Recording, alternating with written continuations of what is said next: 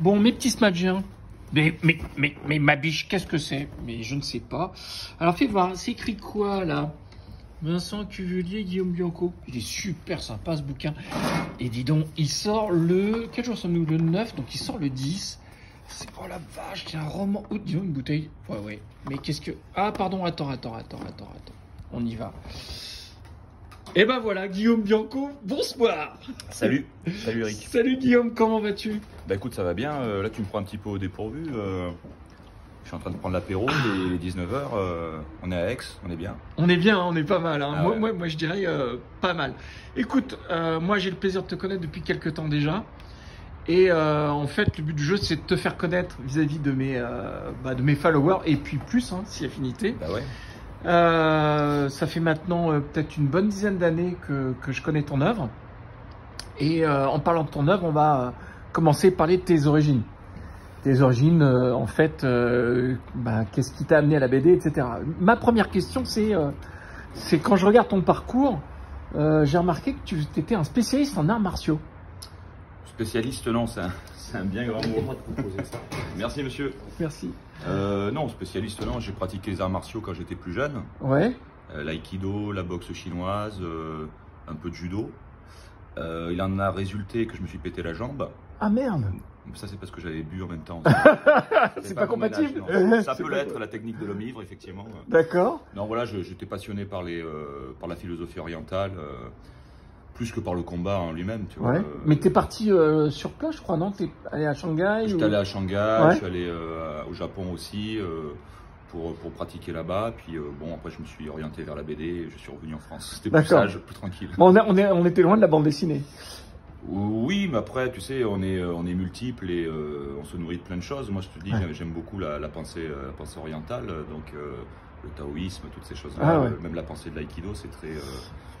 Et après, tu as fait quand même une école de beaux-arts, je crois, si ma mémoire est bonne? Non, j'ai fait une école j'ai fait un doc de chinois. Doc de chinois, bon, pourquoi pas. On est loin des beaux-arts. Ça n'a rien à voir. Là, je voulais être prof de français en Chine à l'époque. D'accord. Et pratiquer des arts martiaux là-bas, tu vois. Puis finalement, je suis pas prof.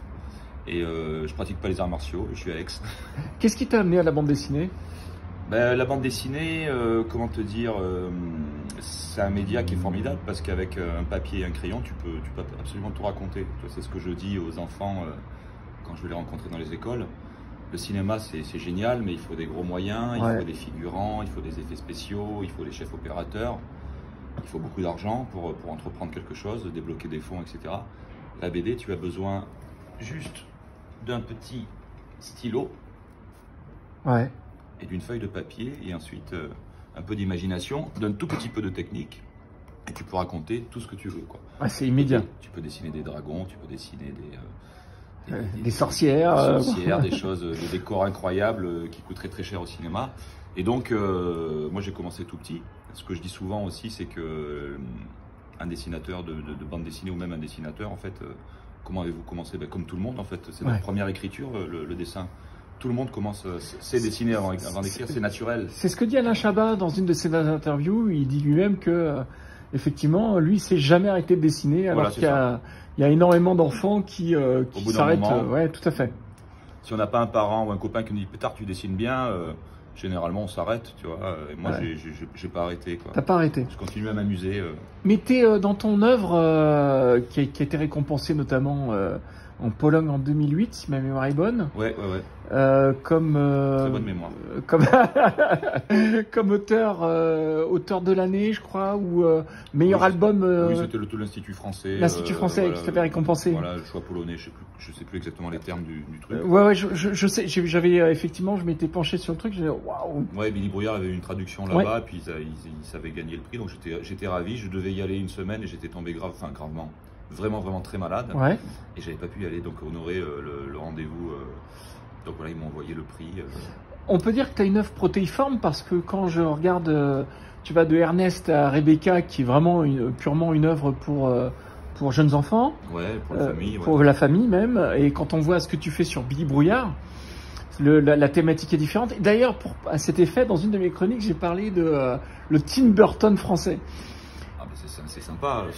Parce que j'aime beaucoup effectivement cet univers très décalé où tu oses beaucoup de choses en fait avec tes personnages.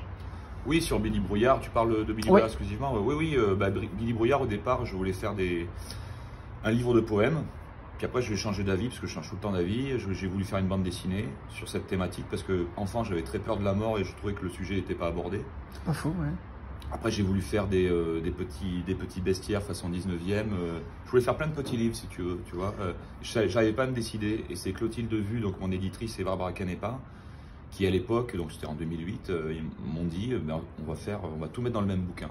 Et ça a donné cette espèce de premier tome un peu protéiforme, avec plusieurs formes narratives, et avec un fil conducteur qui est le jeune Billy Brouillard, donc c'est un petit peu moins enfant, qui retrouve son chat mort dans le jardin, et qui se demande où il va, est-ce qu'il y a une vie après la mort, est-ce qu'il n'y a rien, et donc il va enquêter, il va affronter ses peurs, en essayant voilà, il écrit au Père Noël pour connaître le secret de la mort, etc. Ah, il est fabuleux cet album-là, avec le Père Noël. Je vous remercie. Non, mais... C'est un truc qui m'a fait du bien à l'époque, j'avais des angoisses par rapport à ça, et j'avais besoin d'en parler, en fait. Ouais. Et en plus, ce qui est génial dans tes albums, c'est qu'à chaque fois, il y a des trouvailles, comme justement celui-là avec la loupe rouge, où tu dois faire ta recherche. Tu as aussi des coffrets, des tout petits coffrets avec des recueils en 3 tomes. En fait, à chaque fois, tu essaies de te différencier de ce qu'on peut voir. Tu sors des conventions, en fait. Alors, j'essaye pas de me différencier. Parfois, j'aimerais même plus être mainstream, tu vois, mais c'est des envies, tu vois. Alors, la logique aurait voulu faire un tome 2 pareil que le tome 1, pour que commercialement, ça ait un effet, parce qu'aujourd'hui, les éditeurs, à juste titre ou pas, nous demandent de produire et d'être réguliers. Moi, voilà, l'idée que j'ai eue, l'envie que j'ai eue, c'était de faire un petit tome, un petit album de comptines pour le second.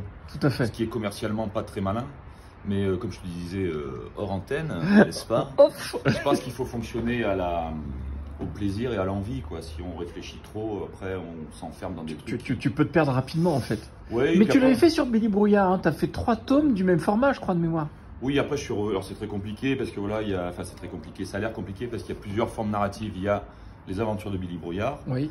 Ensuite, il y a les livres qu'écrit Billy Brouillard, donc ce sont les encyclopédies. Les encyclopédies. Voilà. Et ensuite, il y a les livres que lit Billy Brouillard, c'est-à-dire ces livres de chevet, c'est-à-dire les petites comptines. Alors voilà, j'ai toujours... T'as un univers qui est vraiment assez clairsemé. Oui, parce que ça foisonne, et puis je tiens pas en place, un petit peu comme toi. Et puis dès que j'ai une idée, j'ai envie de le faire, même si c'est pas cohérent, tu vois. Donc, et moi, ce que j'ai aimé dernièrement, c'est je crois qu'il y a un peu plus de 2 ans, tu avais réédité en grand format Les Chats. En grand format, Les Chats. Ça, c'était l'encyclopédie. C'est dans l'encyclopédie. Ouais, tout à fait. C'était sur les chats, ouais. Mais c'est pareil, c'est fabuleux, ça forme 1000 idées sur chaque page. Oui, voilà, après, c'est toujours... disons que l'univers de Billy Brouillard qu'on voit dans le premier tome, j'ai eu envie de l'approfondir, de mettre des petites loupes comme ça, virtuelles, sur des petites scénettes ou facettes qu'on a vues dans le premier, tu vois. Donc, on entrevoyait dans ce premier tome des encyclopédies, et j'ai eu envie de sortir la vraie encyclopédie à côté, quoi. Donc c'est des petits goodies, des petits trucs qui font que l'univers de Billy Brouillard, pour moi, à mon sens, devient crédible. C'est-à-dire on a les livres qu'il fait lui, donc ça rend le personnage réel. J'aime bien exact, ça lui donne une forme, en fait. C'est comme s'il existe pour de bon. Mais en fait, c'est une prolongation de toi-même quelque part. Ah, de toute façon, c'est toujours ça. Tu sais, on le dit souvent, les auteurs de BD qui n'ont pas d'enfants disent, mais écoutez, moi, mes enfants, c'est mon œuvre. C'est mes livres, tu vois, ce sont des petits bouts de nous. Hein. Un enfant, c'est ça, si c'est un morceau de nous. Je suis d'accord. Aussi bien physiologiquement que culturellement, ce qu'on donne, ce qu'on laisse au monde. Et un livre, c'est un peu, on accouche d'un bouquin, tu vois, ça sort de nous, ça mature. Donc, c'est un peu nos enfants. Pour le prolongement de nous, tu as raison. En parlant de maturer, qu'est-ce qui te ressemble dans Ernest et Rebecca? Après, pardon, excuse-moi de t'interrompre, mais moi je trouve pas ça si enfantin quelque part, parce que on a quelque chose d'extrêmement quotidien et très attachant en même temps. Et je trouve qu'on parle à tout le monde avec Ernest et Rebecca. Merci, c'est vrai qu'il y a un dessin qui est le dessin d'Antonello D'Alena, un copain romain qui vient de chez Disney, qui est très coloré, très pop, avec des couleurs très acidulées. Et le discours est parfois un petit peu, sur le premier tome en tout cas, un peu plus grave. Il y a le divorce des parents, il y a la maladie du grand-père, etc. Je me rappelle du divorce des parents. Donc voilà, moi j'adore des BD, on en parlait tout à l'heure, comme Boule et Bill, comme Les Tuniques Bleues, c'est des BD vraiment qui m'ont fait rêver. Et Lambi les Covins, Mais concernant Boule et Bill, tu vois, alors ça reste toujours en surface. Et moi j'avais envie de lire, donc j'ai fait une BD qui reste, à mon sens, populaire, mais qui aborde des vrais sujets. Un enfant, il n'est pas tout le temps joyeux, il peut avoir des soucis, des tracas, absolument, des angoisses. Qui sont les siens de son âge, ceux de son âge. Confronté à l'école, confronté à la perte de proches, au divorce des parents, etc. Donc, avec une thématique plus adulte, il y a eu aussi Anno, je crois. Arnaud. Echo, pardon. Echo, ouais. Où là, on est. Ah oui, là, c'est plus. C'est une fable un peu à la façon des contes de fées, une grosse métaphore de la vie avec une petite fille qui grandit, avec toutes les. Elle a ses cycles menstruels, ouais. Après elle devient femme, après elle vieillit, donc il y a une espèce de cycle de l'existence comme ça que j'ai eu envie d'aborder avec Jérémy Almanza qui avait envie exact. Donc là, c'était la première fois que j'écrivais. On va dire une sorte de roman, quoi. Mais en fait, c'est là où moi, ce que je me suis rendu compte avec ton œuvre, c'est que on parlait de protéiforme tout à l'heure, mais elle est vraiment plurielle. C'est-à-dire que tu es capable, et ce qui est rare aujourd'hui, en général, un auteur, il a un fil rouge, un fil conducteur, et puis il s'y tient. Quand tu regardes, on parle des tuniques bleues, Lambi Lécovin, ça a toujours été la même rigueur. Mais ce qui est très intéressant avec toi, c'est que tu es aussi bien capable d'écrire que de dessiner, et surtout sur différentes thématiques.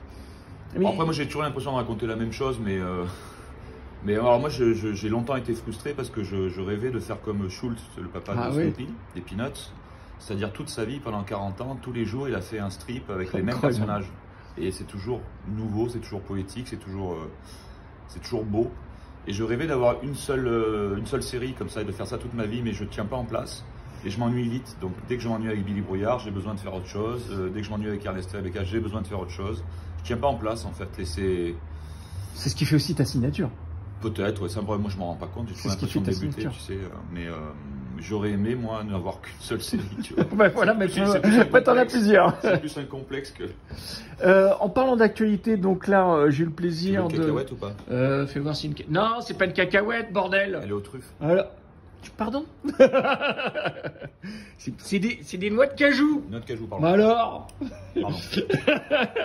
Enfin. Pas en montage, hein. Ouais, je comprends. Ah non, pas de montage.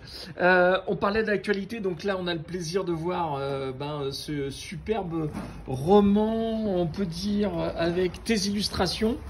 Et ce qui est génial dans tes illustrations, que j'ai eu le temps de feuilleter tout à l'heure, c'est les doubles pages. Alors moi, j'adore les doubles pages parce que on voit. Alors bon, là, on n'est pas sur une double page, mais là, tout à l'heure, j'en ai vu une. Voyons voir. Tu vas pas m'aider en plus, hein? Ah bah non, c'est ton job, ça. Hein, voilà, tu vois, moi, ce qui est génial, c'est ça, c'est de pouvoir illustrer. T'as le texte et t'as tes personnages. Enfin, c'est vachement bien. Donc ça sort chez Urban, tu m'as dit? Little Urban. Little Urban. Chouette équipe, chouette éditeur, ils font de la jeunesse et Audrey Latalerie, l'éditrice, donc m'a dit, Vincent Cuvelier, qui est un super auteur aussi jeunesse, qui travaille chez eux, entre autres, qui fait beaucoup de choses, m'a dit on aimerait bien que tu illustres ce roman, donc ça m'a beaucoup plu. Alors c'est pas trop mon univers parce que Paris, tout ça, dessiner des voitures et des tours Eiffel, c'est pas trop mon truc. Mais je me suis dit, pourquoi pas essayer. Puis je te dis, j'étais tellement porté par ce roman qui sort demain d'ailleurs. Je me dis, tiens, je vais m'essayer à l'exercice de m'adapter, d'essayer de m'adapter à une narration et essayer de la servir avec mes petits moyens au mieux, quoi. Donc c'est un exercice qui m'a beaucoup plu. J'ai passé un très bon moment et je suis content du résultat. Ouais. En parlant de passer un très bon moment, je sais aussi que tu es un aficionados de Jean-Jacques Goldman. J'aime bien Goldman, ouais. Oh merde, c'est pas t'en dire non. Non mais oui, j'aime beaucoup Goldman. Ah, plouf. Jacques Brel. J'aime beaucoup Jacques Brel aussi. Non, de qui tu es le plus fan? Après, moi je te dis, j'aime tout le monde, mais c'est vrai que je me sens très proche de Georges Brassens. J'ai grandi avec ses chansons. Ouais. Presque tout le monde aime Brassens, je crois. Ouais, on peut le dire. Donc là, de temps en temps, il m'arrive en Suisse dernièrement avec un copain guitariste, un super copain guitariste, Tom Wallman, qui fait du jazz manouche. On s'amuse de temps en temps à faire des petits spectacles. Moi je chante, lui joue de la guitare. Puis il y avait Lewis Trondheim et Fabrice R qui dessinaient derrière sur un grand. C'est top. C'est rigolo parce que j'aime chanter les chansons de Brassens. Voilà, tu le fais bien d'ailleurs, tu fais de temps en temps, tu fais des posts. Ah oui, des fois je postais les répètes. Les répètes sur ce que tu vas interpréter. Écoute, on vient de passer un très bon moment en ta compagnie. Merci Guillaume Merci pour À cette toi. jolie parenthèse.